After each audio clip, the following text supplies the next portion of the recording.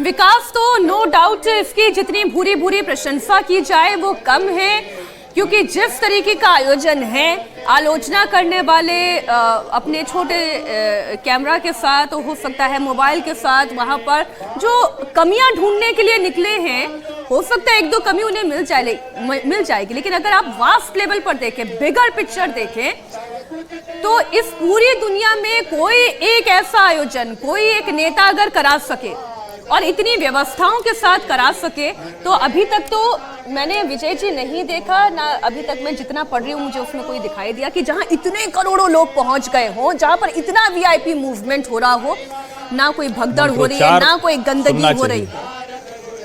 एक छोटा सा रिएक्शन। नहीं, बहुत बड़ा आयोजन है, मैं भी वहाँ रह कर आया हूँ, बड़ा आयोजन है, लाखों लोग वहाँ पर रोजाना आ रहे हैं, रोजाना डुबकी लगा रहे हैं, आ भी रहे हैं, जा भी रहे हैं, बड़ा आयोजन है और बहुत व्यवस्थित तरीके से किया गया। और सबसे खास बात रही कि सफाई जो है ना, अब पूरे इलाहाबाद प्रयागराज में आप चले जाइए तो कोई गंदगी वहाँ पर नहीं होती। भीड़ की वजह से यातायात की व्यवस्था कई बार थोड़ी सी अव्यवस्थित होती है कि वहाँ पर इतना भीड़ है, कंट्रोल करना पड़ता है उसके लिए, लेकिन बाकी व्यवस्थाएं वहाँ पर है। और बहुत सारे लोग आ रहे हैं अलग अलग शहरों से, अलग अलग राज्यों से, लेकिन कोई के पास शिकायत नहीं है। मगर उसके बाद भी बहुत सारे लोग यदि कोई आलोचना कर रहे हैं तो उसे भी हम पॉजिटिव तरीके से लें, बिटर तरीके से लें। आलोचना भी आपके सुधार का एक रास्ता बनाती है कि मान लीजिए कोई गड़बड़ हो रही है, कोई सुधार करना है। कुछ लोगों ने कहा ना कॉर्पोरेट इवेंट बना दिया। अब आप इसको कॉर्पोरेट इवेंट क्या कहेंगे, जहाँ पे दूर दराज के गाँव से लोग आ रहे हैं, त्रिवेणी में स्नान करके जा रहे हैं, आप तो उन तक पहुँच भी नहीं पा रहे हो, इतने लोग आ रहे हैं। नहीं, कॉर्पोरेट इवेंट का एक बड़ा फायदा हुआ, यदि इसको आप कॉर्पोरेट इवेंट कह रहे हैं और ये सब हुआ, कुंभ में तो सैकड़ों साल से कुंभ हो रहा है, लाखों लोग पहले भी जा रहे थे, लेकिन तब तक उसको एक ऑर्थोडॉक्स तरीके से देख रहे थे रिलीजन में, कुंभ स्नान को हमारे यहाँ पर लोग। ये फैक्ट बात है।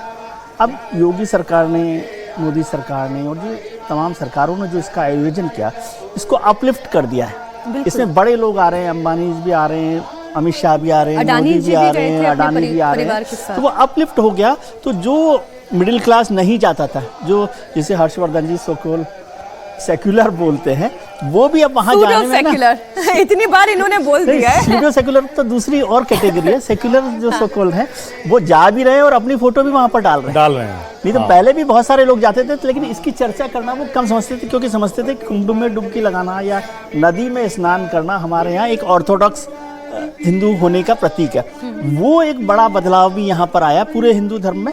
और केवल महाकुंभ में नहीं, आप वाराणसी को देखें, मैं तो वाराणसी मतलब 50 साल से 40 साल से जा रहा हूँ, लेकिन वहाँ भी वही बदलाव है, वो उज्जैन में भी वही बदलाव है, वो मथुरा में भी वही बदलाव है कि अब लोगों में वो हिच खत्म हुई है। बिल्कुल, उसे मैं हिच कहूँगा या जो भी आप शब्द काम में लेना चाहें, कि वो थे लोग, अब वो जो अभी दिल्ली के जितने नेताओं से बात हो रही है, आम आदमी पार्टी के नेता राघव चड्ढा जी से भी मैंने पूछा कि भाई महाकुंभ आपके लिए क्या है, तो कह रहे हैं कि आस्था का एक बहुत बड़ा केंद्र है, मैं चाहता हूँ इलेक्शन जैसे ये संपन्न हो तो मैं भी वहाँ जाके डुबकी लगाऊँ। आतिशी जी से पूछा कि आपके लिए क्या है महाकुंभ, तो कहते हैं आस्था का प्रतीक है मेरे लिए।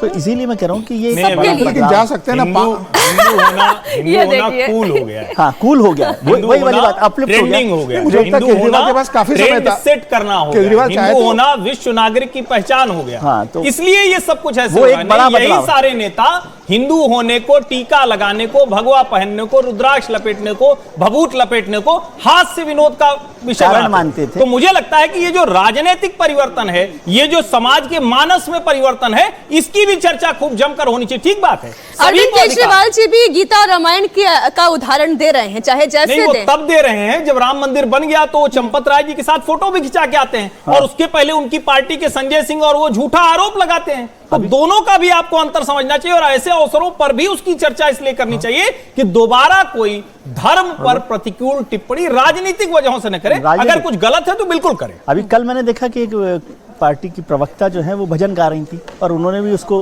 पोस्ट किया हुआ है उस पर, तो अच्छी बात है, मतलब उसमें कोई आपत्ति, वो कूल हो गया। तो अब हर्ष जी तो डिजिटल दुनिया के वो है ना, बड़े वोटिंग तो 5 तारीख है, पत्रकार पहले भी जा उनके पास सारे शब्द हैं। नहीं, लेकिन जो अभी मैं चर्चा सुन रही हूँ उसके आधार पर तो ये समझ में आ रहा है कि अभी 5 तारीख को जिस दिन मतदान हो रहा है उस दिन तो प्रधानमंत्री जी पहुंच रहे हैं संगम स्नान के लिए, और हो सकता है उसके बाद अरविंद केजरीवाल जी अपनी पार्टी के नेताओं के साथ उसके बाद ही वहां पर जाएंगे, पहुंच जाए। जब भी जाएंगे 5 के बाद पहले ही ना उनका जाएंगे। मन बनेगा ना समय मिलेगा उनको। नहीं, कई राजनीतिक मजबूरियां रहती है जो ठीक 5 है, के पहले वो- जाना उन्हें अलाउ नहीं करेगी, लेकिन वो जरूरी 5 के बाद वो नहीं, जाएंगे। समीर जी, कैंपेन मैं ये का कह रहा समय हूं है। कि अगर कोई ये कहता है कि प्रधानमंत्री के केदारनाथ की गुफा में ध्यान लगाने से वोट मिलता है, काशी विश्वनाथ में भगवान विश्वनाथ को बेलपत्र और दूध अर्पण करने से मिलता है वोट, अगर गंगा में नहाने से वोट मिलता है, तो भैया ये सारे नेता क्यों नहीं ये सारे काम करते हैं? अगर मिलता है, अगर जी। सिर्फ इसी से मिलता यदि है ये तो आपको- इनको भी वो काम करना यदि चलिए, ये आपको छोटे से औषधि break मिल के लिए। गई है, अगर है ये भाई आपके सामने इलाज existed है, तो। इसको राजनीतिक इलाज माने तो फिर तो कर लीजिए सब लोग।